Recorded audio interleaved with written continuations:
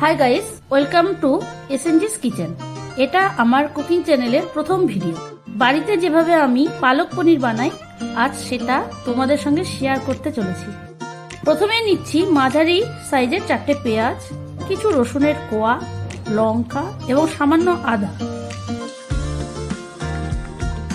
সাথে কিছু পরিমাণ লবণ নিচ্ছি, একটু হলুদ নিচ্ছি, ভাজা মশলা, সামান্য একটুখানি চিনি, সাথে নিয়ে নিচ্ছি কিছু পরিমাণ কিশমিশ যেগুলো জলে ভিজিয়ে রেখেছি, আর নিচ্ছি কিছু পরিমাণ কাজু।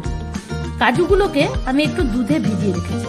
এই ভাজা মশলাটা আমি বাড়িতেই বানাই, যেটার একটা ডিটেল ভিডিও আমি আমার চ্যানেলে প্রোভাইড করে দিব। এবার পেঁয়াজগুলোকে ছোট ছোট করে কেটে নিচ্ছি, সাথে একইভাবে আদা, রসুন, লঙ্কা এগুলোকেও কেটে নিচ্ছি।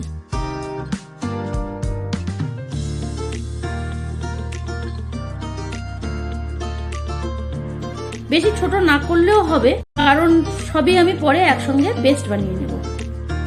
এবারে সোমবারা হিসাবে দারচিনি, এলাচ ও লবঙ্গ সামান্য একটু থেতো করে নিচ্ছি। ফাইনালি পালক পনির বানানোর সমস্ত ইনগ্রিডিয়েন্টস রেডি। চলো এবার শুরু করা যাক। প্রথমে কড়াইতে পরিমাণ মতো রিফাইন্ড অয়েল নিয়ে নিচ্ছি। তেল গরম হওয়া শুরু করলে থেতো করা মশলাটা দিয়ে দিচ্ছি। সুন্দর গন্ধ বেরোলে এর মধ্যে কেটে রাখা রসুন, আদা, লঙ্কা কুচিগুলোকেও দিয়ে দিব এবং ভাজতে থাকবো যতক্ষণ না পর্যন্ত কাঁচা গন্ধটা চলে যায়। ভাজা হয়ে গেলে কেটে রাখা পেঁয়াজগুলোকে দিয়ে দিচ্ছি, সাথে একটু লবণ, চিনি ও হলুদ দিয়ে দিলাম। এবারে পেঁয়াজটাকে সবকিছুর সঙ্গে ভালো করে মিশিয়ে নিয়ে ভাজতে থাকবো যতক্ষণ না পেঁয়াজটা সফট হয়ে যায়।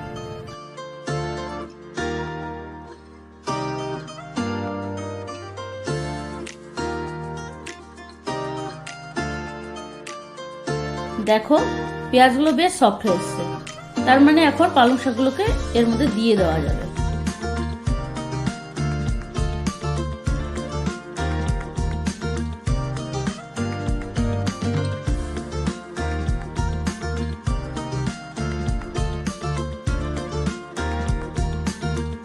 পালং শাকগুলোকে দিয়ে একটা থালা দিয়ে ঢেকে দিচ্ছি আর গ্যাসটাকে সিমে দিয়ে দিলাম।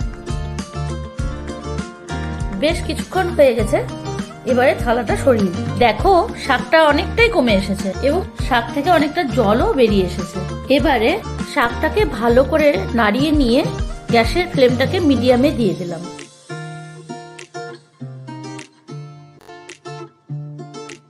দেখো জলটা অনেকটা শুকিয়ে এসেছে। এবারে গ্যাসটাকে বন্ধ করে এটাকে কমপ্লিট ঠান্ডা হওয়ার জন্য রেখে দিব।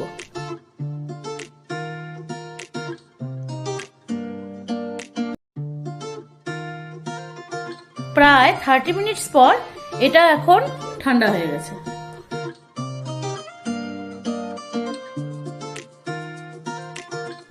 এবারে এটাকে একটি মিক্সিং জারে ঢেলে পেস্ট বানিয়ে নিচ্ছি।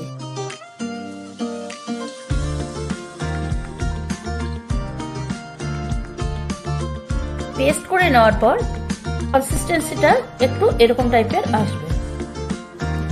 এবার একটা ননস্টিক কড়াই গরম করে তাতে অল্প একটু বাটার দিয়ে দিলাম। বাটারটা একটু গলতে শুরু করলে পনিরগুলো একে একে ভেজে তুলে নেব।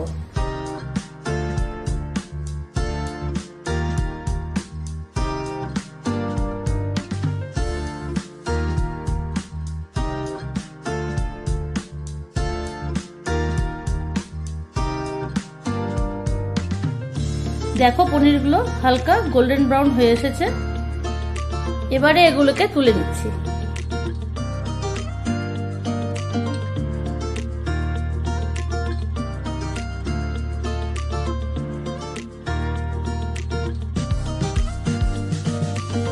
পনিরগুলো সব ভাজা হয়ে গেছে। এবারে আবার ওই একই কড়াইয়ে অল্প একটু বাটার দিয়ে দিচ্ছি।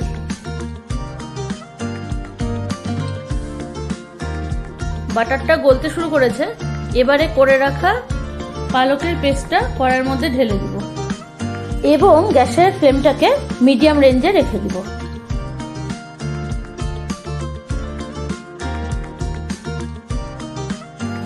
এবারে জারটাকে না ধুয়ে তার মধ্যে জল থেকে তুলে রাখা কিশমিশগুলো এবং দুধে ভিজানো কাজুগুলো দিয়ে আবার পেস্ট বানিয়ে নিচ্ছি।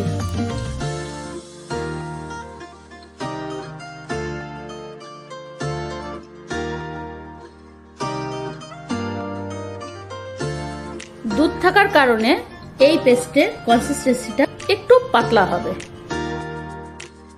এবারে পালংয়ের পেস্টটাকে ভালো করে নাড়িয়ে চাড়িয়ে নিয়ে তার মধ্যে করে রাখা কাজুর পেস্টটাকেও দিয়ে দিলাম।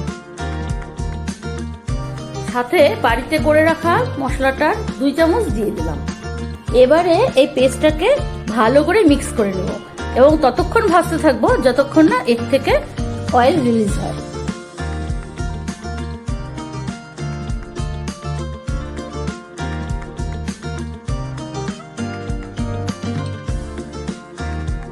দেখো পেস্টের থেকে অয়েল রিলিজ করা শুরু করেছে। এবার আর কিছুক্ষণ একটু ভাজবো, ভেজে তারপরে জল দিয়ে দেবো যাতে একটু গ্রেভি টাইপের হয়।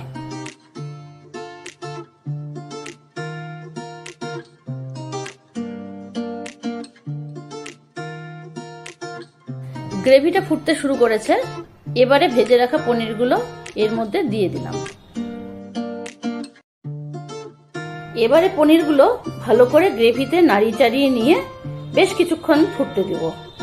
এই রান্নায় কিন্তু আমি একটুকু লাল লঙ্কার গুঁড়ো বা শুকনো লঙ্কা কিছুই ইউজ করিনি, সম্পূর্ণটা কাঁচা লঙ্কার উপরেই করেছি।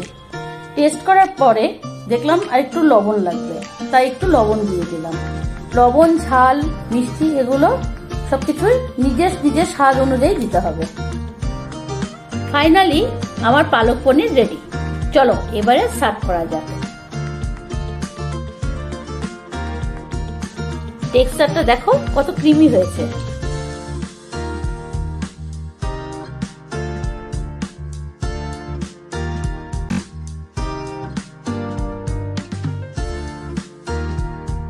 পালক পনিরের সাথে ফুলকো লুচির কম্বিনেশনটা কিন্তু আমার এবং আমার পরিবারের ভারী পছন্দের। চলো এবার তাহলে প্লেটিং করা যাক। তোমরাও বাড়িতে এই পদ্ধতিতে একবার পালক পনির বানাবে আর আমাকে কমেন্ট সেকশনে জানাবে কেমন হয়েছে। আজকের ভিডিওটা এই পর্যন্তই। ফিরে আসবো আরেকটি রেসিপি নিয়ে। Thanks for watching this video.